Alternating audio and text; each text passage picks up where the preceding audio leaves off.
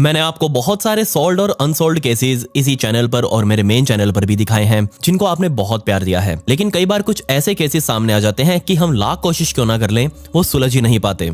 और यकीन मानिए वो केसेस लगभग एक मूवी जैसे ही होते हैं, लेकिन वो होते असली हैं। जी हाँ, एक बहुत ही अजीब सी मर्डर मिस्ट्री आज मैं आपको बताने वाला हूँ। क्या हुआ था उस लड़के के साथ और जिस हालत में वो लड़का मिला उसे जानने के बाद आप भी हैरान हो जाएंगे। जी हाँ, सब कुछ बताऊंगा आपको इसके बारे में, लेकिन उससे पहले मेरा नाम है विकी और आप देख रहे हैं मिस्टीरियस दुनिया पॉडकास्ट का एक और बहुत ही कमाल का एपिसोड। आप प्लीज इस वीडियो को एक लाइक कर दें और कमेंट्स में पिक में लिख दें ताकि कल की वीडियो में मैं आपको शाउट आउट दे दूं। समय था सन 2005 का और जगह थी अमेरिका के मिशिगन का एक छोटा सा कस्बा जिसे आज हम कासिनोविया के नाम से जानते हैं। और इसी कस्बे में रहा करता था 22 साल का टॉड काइब नाम का ये लड़का। दिखने में ठीक ठाक, अच्छी इसकी जॉब थी, अच्छी इसकी आने वाली आगे लाइफ होने वाली थी, एक्टिव इसकी सोशल लाइफ थी और साथ ही इसका परिवार इसके साथ इसी कस्बे में रहा करता था। लेकिन बदकिस्मती से ना ही इसके परिवार ने और ना ही इसने खुद कभी सोचा होगा कि जिस फ्यूचर के लिए वो अभी अपनी जॉब कर रहा है वो फ्यूचर कभी इसे मिलेगा ही नहीं। दिन था 11 जून 2005 का, जब टॉड और उसके दोस्तों ने मिलकर नाइट आउट का प्लान बनाया। वैसे तो इसका जो कस्बा था उसमें सिर्फ और सिर्फ 314 लोग ही रहा करते थे, लेकिन ये सभी 314 लोग एक साथ मिलकर सब कुछ सेलिब्रेट किया करते थे और इनके बीच काफी अच्छा रिश्ता आज भी माना जाता है। खैर, उस शनिवार के दिन सुबह सुबह यहाँ टॉड ने अपनी नौकरी को ज्वाइन किया। पूरे दिन उसने अपनी ड्यूटी निभाई, शाम होते होते वो अपने घर लौट आया और अब उसका प्लान था कि वो अपने दोस्तों के साथ नाइट आउट पर जाएगा। तकरीबन शाम के 7:30 बजे टॉड अपने घर से बाहर निकला और पास ही मौजूद एक हाफ मून बार नाम की जगह पर गया जहां पर सभी उसके दोस्त इकट्ठा होने वाले थे। सभी वहां पर इकट्ठा हो चुके थे और सभी ने मिलकर उसी हाफ मून बार में ही यहाँ डिनर का भी प्लान किया। तकरीबन रात के 9:30 बजे जब सभी अब खाना खा चुके थे, अब यहाँ पर इन्होंने सोचा कि क्यों ना पास ही मौजूद जंगलों में जाकर बॉनफायर वगैरह की पार्टी करते हैं। असल में इस कासिनोविया कस्बे के आसपास काफी घना जंगल मौजूद था और अक्सर यहाँ रहने वाले लोग इन जंगलों में जा जाकर पार्टीज किया करते थे। ये जंगल यहाँ से ज्यादा दूर नहीं था, मतलब टॉड अपने घर के काफी नजदीक ही पार्टी कर रहा था। खैर, सभी दोस्तों ने उस हाफ मून बार नाम की जगह के बाहर खड़े होकर अपने एक दोस्त को फोन किया जिसके पास उस टाइम पर गाड़ी थी। वो गाड़ी लेकर यहाँ इस बार पर पहुंची और सभी दोस्तों को अपनी गाड़ी में बैठाया। गाड़ी चलने लगी और इन जंगलों के बीच होते हुए एक खाली जगह पर लाकर इनको छोड़ दिया। असल में पहले उस लड़की का भी प्लान था कि वो भी इनके साथ पार्टीज में शामिल होगी, लेकिन पता नहीं उसे क्या काम आया, उसने यहाँ पर पार्टी में रुकने से मना कर दिया। उसने अपने सभी दोस्तों को बोल दिया था कि जब तुम्हारी पार्टी ओवर हो जाए तो मुझे कॉल कर देना, मैं तुम्हें वापस लेने के लिए यहाँ आ जाऊंगी। सभी दोस्तों ने मिलकर वहां पर बॉनफायर जलाई, अपने साथ खाने पीने का सामान वो लेकर आए थे और अब पार्टी शुरू होने वाली थी। असल में यहाँ पर ये अकेले नहीं थे जो पार्टी कर रहे थे, आसपास कई और भी ग्रुप थे जो यहाँ इनकी पार्टीज में अब शामिल हो चुके थे। वो भी यहाँ पर पार्टीज ही करने आए थे और जब इन्होंने देखा कि ये लोग बॉनफायर वगैरह जला रहे हैं, इनके पास म्यूजिक सिस्टम वगैरह भी है, तो वो सभी लोग यहीं पर आकर इनके साथ ही पार्टीज मनाने लगे। धीरे धीरे कर क्राउड बढ़ता गया और सभी अब अपना एंजॉय कर रहे थे, लेकिन ये एंजॉयमेंट जल्दी ही थोड़ा हिंसक हो गया। तकरीबन रात के 1:45 बजे उन अनजाने लोगों में से आए 2-4 लड़कों के बीच आपस में लड़ाई छिड़ गई। अब सामने लड़ाई होती देख आसपास मौजूद सभी लोगों का मूड ऑफ हो गया और सभी अब उन लड़कों को समझाने की कोशिश कर रहे थे कि यहाँ सभी मजे लेने के लिए आए हैं, ये लड़ाई वगैरह बाद में कर लेना। यहाँ टॉड भी सामने ही बैठा हुआ था, उसने भी हल्के फुल्की दारू यहाँ पी रखी थी, लेकिन फिर भी वो अपने अच्छे से होशो हवास में मौजूद था। और यही इसने होशो हवास में रहते हुए ही अपने दोस्त जो उसके साथ उस गाड़ी में आए थे, अपने ही दोस्तों को कहा कि यार देखो, मेरा तो मन नहीं लग रहा पार्टी में क्योंकि लड़ाई हो चुकी है और मैं तो यहाँ से घर जाना चाहता हूँ। उसे पता था कि यहाँ से घर उसका पास ही है, ज्यादा दूर नहीं है। तो सभी दोस्तों ने कहा कि ठीक है, तुमने दारू भी कम पी रखी है, अगर तुमको नींद वगैरह आ रही है तो तुम जाकर सो जाओ आराम से, कोई दिक्कत नहीं है, कल संडे है, आराम से उठना। ये आज तक पता नहीं चल पाया कि सच में टॉड उस लड़ाई से डर गया था या फिर उसमें शामिल होने से डर रहा था या फिर वो सच में थका हुआ था, पर उसने वो पार्टी छोड़ने का निर्णय ले लिया। उसने सभी अपने दोस्तों को गुड बाय कहा और कहा कि ठीक है, मैं यहीं से पैदल ही निकल जाऊंगा, ज्यादा दूर तो है नहीं, क्या मैं उसको फोन करूंगा, वो बेचारी इतनी रात को गाड़ी लेकर आएगी, वो भी परेशान हो जाएगी, अगर तुमको उसको फोन करना हो तो कर लेना, तुम्हारे पास नंबर है ही। तो ये कहकर टॉड वहां से पैदल ही अपने घर की तरफ निकलने लगा। धीरे धीरे कर टॉड उसके दोस्तों की नजरों से ओझल होता गया। वो जंगलों के रास्ते होते हुए अपने यहाँ घर की तरफ धीरे धीरे पास आता जा रहा था, लेकिन इस रास्ते के बीच में ही यहाँ बहुत सारी अजीब चीजें हुई और इन अजीब चीजों की शुरुआत हुई फोन कॉल्स के साथ। जी हाँ, तकरीबन रात के 12:47 पर टॉड की तरफ से एक कॉल की गई और वो कॉल किसी और को नहीं बल्कि उसी लड़की को की गई थी जो लड़की ने यहाँ पार्टी में ड्रॉप करने के लिए आई थी। उस लड़की ने यहाँ फोन उठाया, हेलो बोला, लेकिन दूसरी तरफ से जो आवाज टॉड की आ रही थी वो बहुत ज्यादा घबराई हुई थी, बहुत ज्यादा सांसें उसे चढ़ी हुई थी। और इसी दबी और घबराई हुई आवाज में टॉड ने उस लड़की को कहा, आई हैव हैड इनफ, मतलब कि बस बहुत हो चुका है। और इससे पहले कि यहाँ वो लड़की टॉड से कुछ पूछ पाती या फिर खुद कुछ बोल पाती या फिर टॉड कुछ और बोलता, इतने में ही फोन कट हो गया। आज तक इस बात का पता नहीं चल पाया कि टॉड ने उस लड़की को फोन करके क्यों बोला कि बस बहुत हो गया। वो किससे रिलेटेड ये बात कर रहा था कि बस बहुत हो गया? क्या वो खुद से परेशान था? क्या वो उस पार्टी से परेशान था? क्या कोई और चीज थी जो उसका शायद पीछा कर रही थी? या फिर उसने जस्ट ऐसे ही मजाक में फोन करके उस लड़की को ये बोला? खैर, इसके सिर्फ 4 मिनटों बाद यानी कि 12:51 पर दोबारा से यहाँ टॉड ने उसी लड़की को फोन किया और अब की बार उसने फोन उठाते ही फिर से कहा, I am in a field, मतलब कि मैं ग्राउंड के अंदर मौजूद हूं। और अब की बार फिर से यहाँ लड़की कुछ बोल पाती या फिर टॉड इससे पहले कि कुछ और बोल पाता, वो कॉल कट हो गया। इसके बाद यहाँ पर उस लड़की को बहुत ज्यादा टेंशन होने लगी कि ये आखिर ऐसे टॉड बिहेव क्यों कर रहा है, कहीं इसने ज्यादा तो नहीं चढ़ा ली। इस टेंशन की वजह से यहाँ उस लड़की ने दोबारा फोन करने की कोशिश करी टॉड को। कई कॉल उसने बैक टू बैक यहाँ किए, लेकिन टॉड का मोबाइल लगा ही नहीं। और यही जो 12:51 पर जो कॉल हुई थी, ये अंतिम कॉल थी जब टॉड ने किसी से बात करी हो।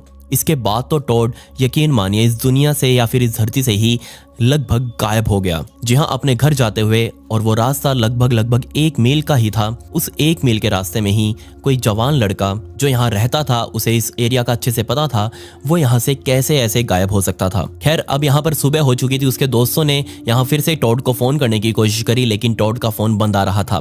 घर वालों को टेंशन हो चुकी थी। वो लड़की भी यहाँ पर आई और उसने बताया कि ऐसे ऐसे रात को 2 बार फोन आया था मेरे पास और ऐसे ऐसे उसने मुझे सिर्फ 2 लाइन ही बोली थी। ये सारी बातें लेकर ये पूरा ग्रुप और साथ में टॉड के घर वाले नजदीकी पुलिस स्टेशन में गए और वहां जाकर टॉड के गायब होने की रिपोर्ट लिखवाई। पुलिस ने अपने एंड पर अच्छे से इन्वेस्टिगेशन करनी स्टार्ट करी और इस सर्च अभियान में कुल टोटल 1500 से भी ज्यादा ऑफिसर्स और वॉलंटियर्स टॉड को ढूंढने के लिए अब इस इलाके का एक एक चप्पा छानने वाले थे। ना सिर्फ जमीनी स्तर पर बल्कि यहाँ ऊपर हेलीकॉप्टर्स ने भी आसपास के जंगलों को अच्छे से खंगाला कि कहीं ना कहीं टॉड उन्हें नीचे पड़ा हुआ दिख जाए या फिर उसकी कोई खबर मिल जाए, उसका कोई सामान कहीं गिरा हो, कुछ तो मिले। लेकिन टॉड का यहाँ कोई नाम और निशान नहीं था। जब सारे हथकंडे पुलिस के यहाँ फेल हो रहे थे तो पुलिस ने अपने स्निफर डॉग्स को यहाँ निकाला। स्निफर डॉग्स को टॉड की स्मेल सूंघाई गई और फिर स्निफर डॉग्स को उस पार्टी पॉइंट पर लाया गया जहां से टॉड ने अपने घर जाने की यात्रा को स्टार्ट किया था। अब वो सारे स्निफर डॉग्स उस स्मेल का पीछा करते करते एक एंड पॉइंट पर आकर खड़े हो गए। जिस तरफ ये सारे स्निफर डॉग्स जा रहे थे वो रास्ता बिल्कुल सही था,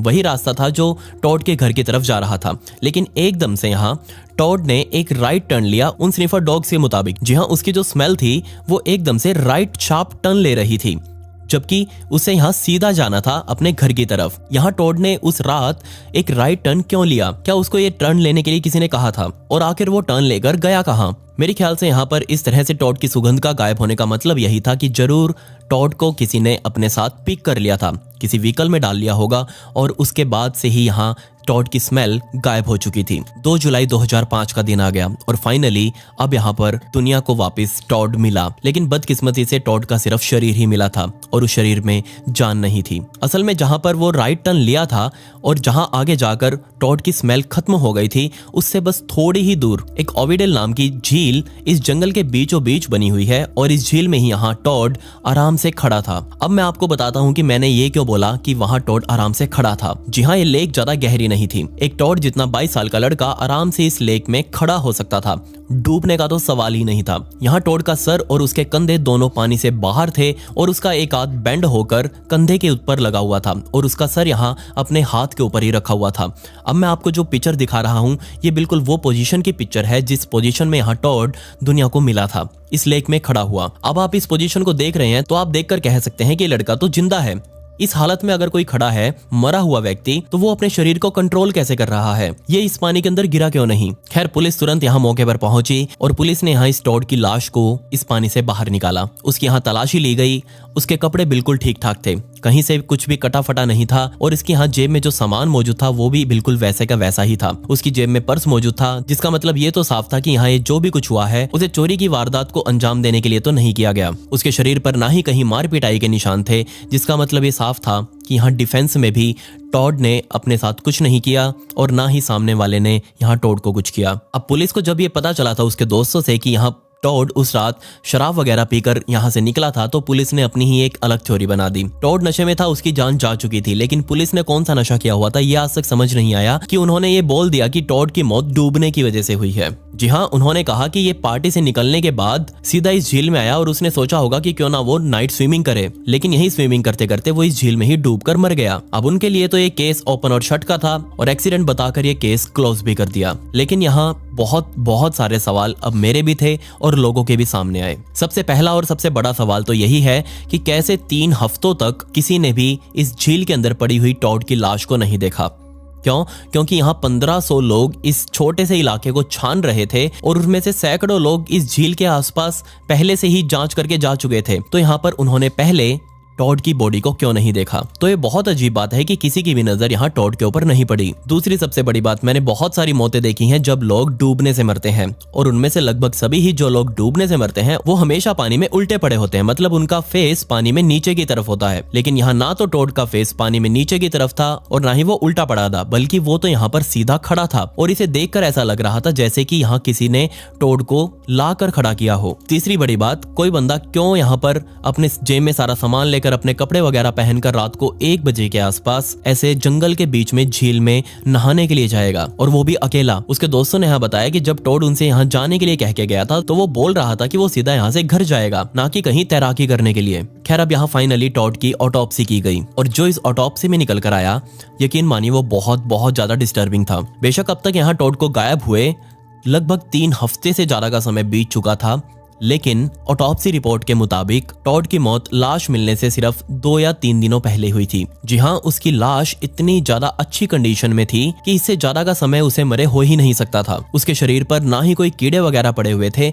अगर वो पानी में खड़ा भी था इतने लंबे टाइम से तो उसके शरीर पर काई जम जानी चाहिए थी, लेकिन लिटरली उसके शरीर पर 1% भी यहाँ काई या फिर फंगस का कोई निशान नहीं था। और इससे भी सबसे बड़ी बात जो इस ऑटोप्सी रिपोर्ट में निकल कर सामने आई वो ये कि यहाँ जिसकी भी मौत डूबने से होती है उसके फेफड़ों में पानी जरूर जाता है, तभी तो वो इंसान मरता है। लेकिन यहाँ टॉड के फेफड़ों में 1 बूंद भी पानी नहीं था, जिस वजह से यहाँ पुलिस की थ्योरी तो बिल्कुल गलत साबित हो चुकी थी। अब यहाँ पर इस बात का साफ इशारा था कि टॉड को पहले कहीं और ले जाकर मारा गया, उसकी जान ली गई और बाद में यहाँ पर लाकर इस तरह से खड़ा कर दिया गया। अब यहाँ पर कुछ और इन्वेस्टिगेटर सामने आए और उन्होंने टॉड की मौत के रहस्य को सुलझाने का सोचा। उन्होंने टॉड की जगह मरे हुए कुछ सूअरों की बॉडी को पूरे 15 दिनों के लिए इस झील के पानी में लटका कर रखा, क्योंकि वो देखना चाहते थे कि 15 दिनों तक एक लाश इस पानी में रहती है तो उसके साथ क्या होता है। असल में इस तरह के एक्सपेरिमेंट्स सूअरों पर ही किए जाते हैं, क्योंकि माना जाता है कि जो इफेक्ट सूअरों की बॉडी पर हो सकता है वही इफेक्ट सेम इंसानी बॉडी पर भी होगा। और जैसा कि यहाँ सोचा था बिल्कुल वैसा ही हुआ। बहुत सारे कीड़े और मकोड़े यहाँ पानी में रहते हुए उस सूअर की लाश को खाने लग गए थे और यहाँ लगभग सारी ही सूअर की बॉडी काई और फंगस से भर चुकी थी, लेकिन इनमें से ऐसा कुछ भी टॉड की बॉडी पर मौजूद नहीं था। तो असल में यहाँ मेरी थ्योरी के मुताबिक ये हुआ होगा कि जरूर यहाँ पर जैसे ही टॉड उस राइट टर्न को क्रॉस कर रहा होगा तभी यहाँ पीछे से कोई लोग, या तो हो सकता है वो एक हो या फिर हो सकता है वो बहुत सारे हों, वो आए होंगे यहाँ पर और उन्होंने टॉड को अपने कब्जे में ले लिया और यहाँ आने वाले कई दिनों तक टॉड को अपने साथ धरती पर ही रखा, जिसके बाद उसकी जान लेकर उसकी लाश को यहाँ इस झील के पानी में खड़ा कर गए। और यहाँ पर इस तरह के कत्ल उस टाइम पर एक ही ग्रुप किया करता था और वो कोई और नहीं बल्कि स्माइली फेस किलर्स ही थे। जी हाँ, ये एक तरह का सीरियल किलर का ग्रुप था जो उस टाइम पर अमेरिका में बहुत ज्यादा एक्टिव था। ये सिर्फ और सिर्फ जवान लड़कों को ही टारगेट किया करते थे और लड़के भी वो जो बहुत ज्यादा सक्सेसफुल हों, जो नौकरी पेशे वाले हों, जो बिजनेस वाले हों, जो पढ़ाई लिखाई कर रहे हों और जिनका फ्यूचर आने वाला सिक्योर था, ये उन तरह के लड़कों को ही टारगेट किया करते थे।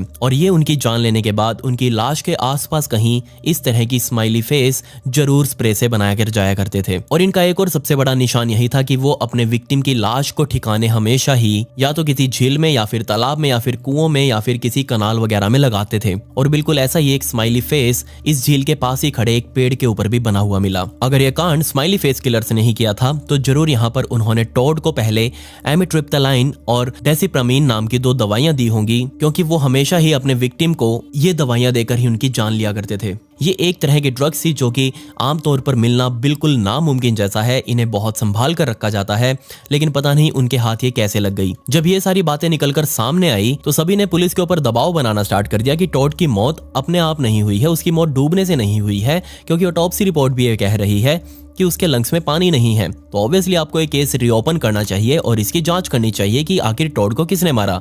लेकिन पुलिस अभी भी अपनी बात पर ही अड़ी हुई थी। उन्होंने कहा कि यहाँ टॉड की मौत डूबने से हुई है। वो रात को नशे में भंड था और सीधा नशे में ही वो जाकर झील में कूद गया और डूब गया, उसकी मौत हो गई। ये केस ओपन एंड शट का है। अगर मैं कहूँ तो ये लगभग नामुमकिन है कि टॉड की मौत कोई एक्सीडेंट हो। सिर्फ यहाँ पुलिस की इन्वेस्टिगेशन ही फॉर्मली की गई, उन्होंने कोई ध्यान नहीं दिया इस केस के ऊपर। अगर वो देते तो शायद बेचारे इस टॉड के किलर को जरूर पकड़ लिया जाता। और ये कोई ज्यादा मुश्किल काम भी नहीं था। क्यों? क्योंकि यहाँ पास में जो कस्बा था जहाँ टॉड रहा करता था, उसमें सिर्फ 314 लोग उस टाइम पर रहा करते थे और इन थोड़े से लोगों में से असली किलर को ढूंढना कोई ज्यादा बड़ी बात नहीं थी। लेकिन फिर भी यहाँ पुलिस ने कोई मेहनत नहीं करी बेचारे इस लड़के के केस को सुलझाने के लिए। क्या कहीं ऐसा तो नहीं कि पुलिस कुछ छुपा रही हो, पुलिस को कुछ पता हो और वो जान करके यहाँ इस केस को ओपन नहीं कर रही? अगर सच में ऐसा कुछ है तो वो आखिर क्या है?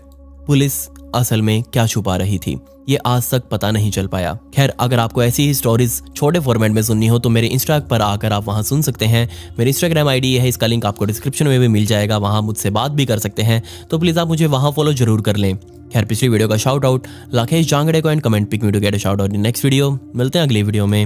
ये वीडियो देखने के लिए धन्यवाद।